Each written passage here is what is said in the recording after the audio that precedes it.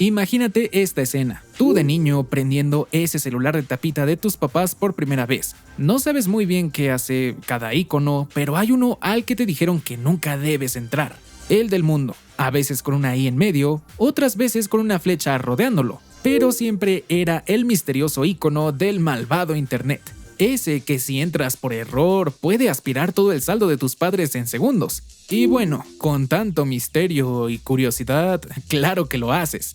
Pues esto era como un mito urbano entre los usuarios prepago de aquellos años. No le piques al del internet, pero ese icono tan temido como misterioso escondía mucho más que un cobro absurdo. Escondía una promesa y una visión del futuro donde tu celular no solo servía para llamar, sino para conectarte con todo el mundo a través de internet cuando eso no era nada común. Una promesa que llegó antes de tiempo, porque aunque la idea era revolucionaria, la tecnología no estaba lista. Era lenta, cara, frustrante y aún así nos atrapó. ¿Por qué? ¿Qué tenía ese icono que parecía mágico? Hoy te voy a contar la historia del WAP, el primer intento de llevar internet al bolsillo de millones de personas a través de los Future Phones. Un fracaso rotundo. Ojo, al menos hablando desde la experiencia de usuario, porque sin saberlo verás cómo fue que sembró el camino hacia todo lo que hoy damos por hecho. Toda esta historia arranca en 1997 con el WAP Forum. Ya sabes, una de estas organizaciones tecnológicas donde estaban pesos pesados de aquellos años, como Nokia, Ericsson y Motorola, que según ellos tenían la misión de llevar internet a los celulares. Suena prometedor, ¿verdad? Pero aquí viene lo malo. La tecnología ni de cerca estaba lista para eso. El famoso WAP, que se traducía como Wireless Application Protocol, fue una idea medio ambiciosa. Buscaba que hasta los celulares más básicos pudieran entrar a la red. El problema, pues, era lentísimo, limitadísimo y para acabarla, como cualquier tecnología noventera, carísimo. Y vamos con un ejemplo clásico, el Nokia 7110, el primer celu oficialmente hecho para navegar con WAP. Salió al mercado en 1999 y fue un boom por su diseño, con esa tapa deslizante que todos relacionaban con Matrix. Además tenía el navegador WAP integrado, o sea, sí sonaba como a cosa del futuro, pues prometían de todo, leer noticias, revisar el clima, mandar correos, todo desde este dispositivo y en la palma de tu mano. Sin embargo, la experiencia real era otra. Navegar con WAP en el 7110 era como querer ver Netflix en un smartwatch chino.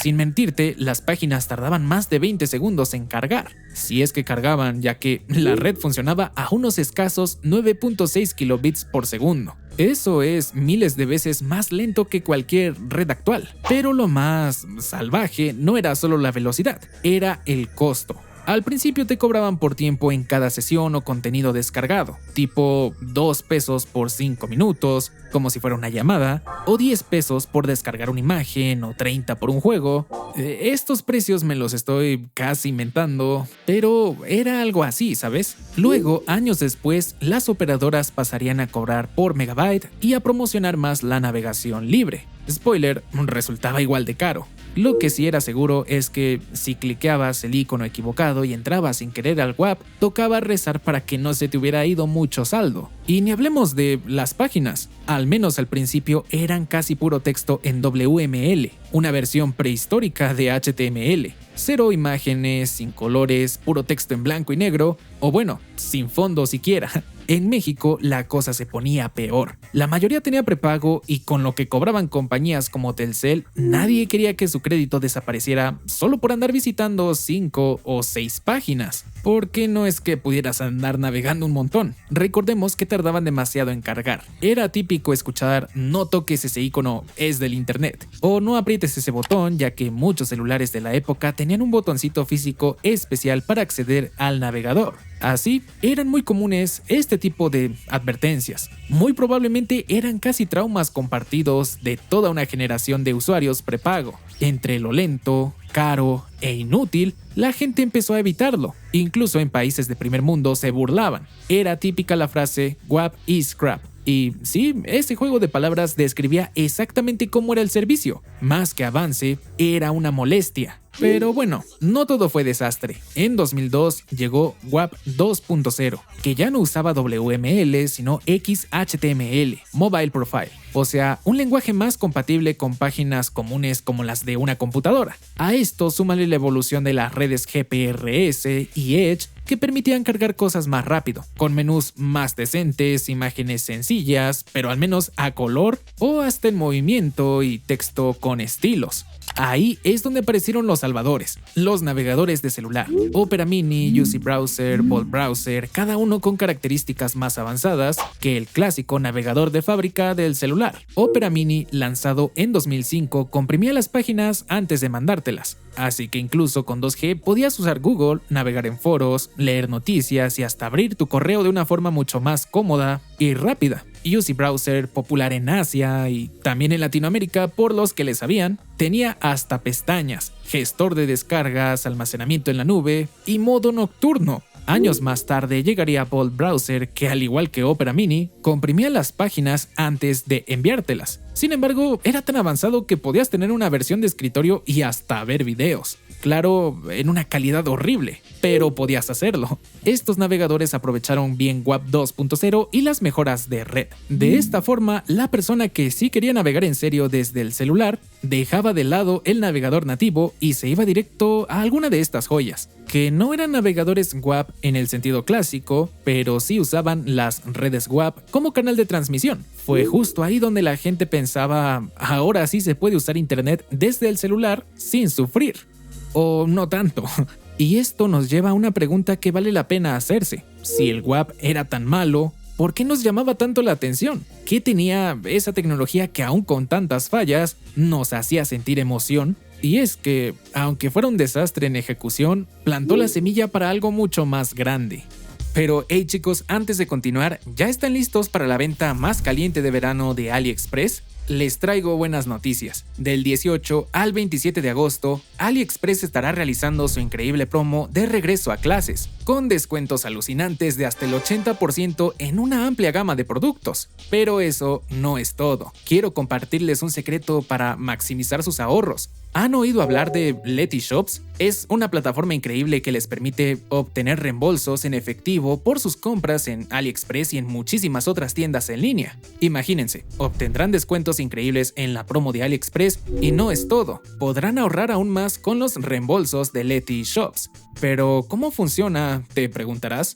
Es muy sencillo. Solo tienes que registrarte en Letyshops usando mi link en la descripción. Buscas AliExpress en la lista de tiendas participantes, haces clic en el enlace y compras como de costumbre. Después de eso, recibirás un reembolso en efectivo directamente en tu cuenta de Letyshops. Así de fácil. No se pierdan de esta oportunidad de aprovechar al máximo la promo de regreso a clases y obtener los mejores precios en moda, electrónica, hogar y mucho más. Recuerden utilizar Letyshops para ahorrar aún más con el super cashback de hasta 25%. Y ya lo olvidaba, pero durante la promo también hay sorteo. O sea, si compras en AliExpress usando Letyshops en el regreso a clases, entras automáticamente a la rifa. Los premios están bastante top. Así que vale la pena checar las condiciones en su web. Marca bien la fecha en tu calendario del 18 al 27 de agosto. AliExpress y Letyshops te esperan con ofertas fuertes. Comparte esto con tus amigos y tu familia porque de verdad vale la pena que todos aprovechen. Y nada, felices compras y que esos ahorros se multipliquen. Ahora sí, continuamos. Aunque el WAP hoy en día suene a chiste o a función olvidada, hubo un momento donde sí brilló, al menos por un rato. El mercado de los tonos, las imágenes y los videojuegos Java. Y es que en los 2000 eso movía a millones de usuarios y probablemente millones de dólares, cambiando así por completo el cómo personalizábamos nuestros celulares en esa antigua era. Nuevamente, al menos en mi país, todo arrancó con operadoras como Telcel y Movistar. Y aquí me gustaría hacer una pausa ya que se me hace bien curioso que por ese entonces en el país había como 5 operadoras, esas dos que te mencioné, agregando a Usacell, Nextel y Unifón. No como hoy que son más de 110 con todo eso de los OMB. Hasta Luisito Comunica es parte con su pillofón. Bueno, continuando, las operadoras querían que la gente entrara a sus portales WAP aunque fuera por curiosidad y así gastarles el saldo. Entonces, en 2002, Telcel lanza su portal Ideas Telcel, una especie de microinternet donde podías ver noticias, bajar juegos o lo que fuera. Movistar tenía su versión también. Emoción. Básicamente eran como kioscos digitales llenos de secciones para música, horóscopos, deportes y todo ese tipo de cosas. Y sí, aunque el WAP era lento y desesperante, esas plataformas intentaron convertirse en la referencia para bajar contenido móvil. Entrabas a Ideas Telcel y si no mal recuerdo te salía un menú tipo tonos, deportes, chistes, sexy, videos, juegos. En tonos, por ejemplo, era común ver canciones como La Gasolina, Rompe, canciones de Shakira, Juanes y otros hits bien 2000eros. Ya sabes, reggaetón, pop, rock, hasta banda. Había de todo un poco. Empresas como SED y Movilisto se forraban vendiendo eso. Era raro, pero había una fiebre por los tonos. Y claro, hay que entender el contexto. Al inicio, los celulares solo traían melodías monofónicas muy básicas, como esas de los Nokia. Pero con la llegada de los tonos polifónicos en 2002, el juego cambió. Sonidos más ricos, varios instrumentos y una sensación de esto ya suena a una canción de verdad. Comprar un tono MIDI de tu canción favorita era lo más top. Aunque durara 15 segundos, la gente pagaba encantada. Pero no solo había tonos, también había imágenes, videojuegos y sí, imágenes subidas de tono. Básicamente imágenes muy pixeladas por la baja resolución de chicas en bikini que hoy sinceramente dan risa. Pero en su momento eran como el contenido prohibido pre-internet y lo compartían como si nada desde adolescentes hasta señores. Todo esto no se habría masificado sin la publicidad brutal que le metieron. Anuncios en la tele, en la radio, en revistas. Aquí es donde entran anuncios como las típicas frases envía rata al 40400 o envía B al 6030 para tener al bebetón en tu celular. Los veías en Telehit, Ritmozón, Canal 5, Azteca 7, pero todo eso ya es otro tema del que no quiero extenderme de más. Y por cierto, el buen Facu Peralta ya lo explicó esto de forma más detallada y mejor en un video muy bueno. Lo que sí veo curioso era que cada canción, cada fondo, cada tonito tenía su código y su precio. Y sí, eso era un problema. Un solo tono podía vaciar tu saldo. Y ni hablar de la descarga. Tenía que hacerse desde un servidor WAP. Te mandaban el link por mensaje y te suscribían a un servicio carísimo que a veces era difícil cancelar. Pero los tonos no fueron lo único. También empezaron a despegar los juegos. Estos portales WAP de las operadoras ofrecían cosas como Tetris, billar y títulos de Gameloft, EA Mobile, Glue y demás. Aunque claro, quien sabía se los bajaba gratis de sitios como Argim en su portal WAP. Todo eso funcionaba con Java, ocupaba poquísimo espacio, ideal para esos celulares con menos de 10 megabytes, por lo que había que elegir bien qué bajar porque no cabía todo. Aunque eran simples, esos juegos vendían. Y aquí viene lo interesante. Al final toda esa movida, tonos, fondos, juegos, terminó siendo más atractiva que el WAP en sí. A la gente le gustaba más pasarse pagando estas cosas que andar navegando entre menús lentísimos. Todo eso, claro, antes de que llegara el WAP 2.0 y los navegadores que te mencioné. Y ojo con esto porque este mercado medio rudimentario, medio tramposo, fue el inicio de algo mucho más grande.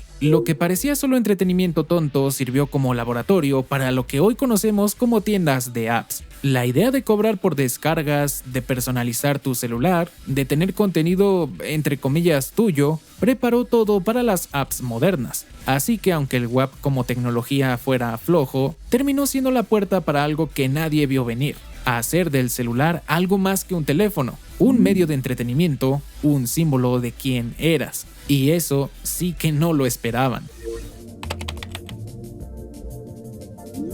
Cuando llegó el 3G en 2007, las cosas empezaron a poner serias. Pero para dimensionar ese salto, hay que recordar desde qué abismo veníamos. El WAP original corría sobre redes GSM, con velocidades ridículas de 9.6 kilobits por segundo. Luego vino el GPRS con sus gloriosos 40 kilobits por segundo y más tarde Edge que ya rozaba los 128 kilobits por segundo. Y sí, aunque suene a chiste hoy, En ese entonces, eso ya nos parecía rápido. Abrías páginas más completas y todo, pero cuando aterrizó el 3G con hasta 2 megabits por segundo, ahí sí fue otro nivel. No era solo cuestión de velocidad, por fin veías internet en el celular como lo veías en la compu, con imágenes, correos en tiempo real y hasta video. WAP, por más que intentara reinventarse, no tenía oportunidad ni con qué competir.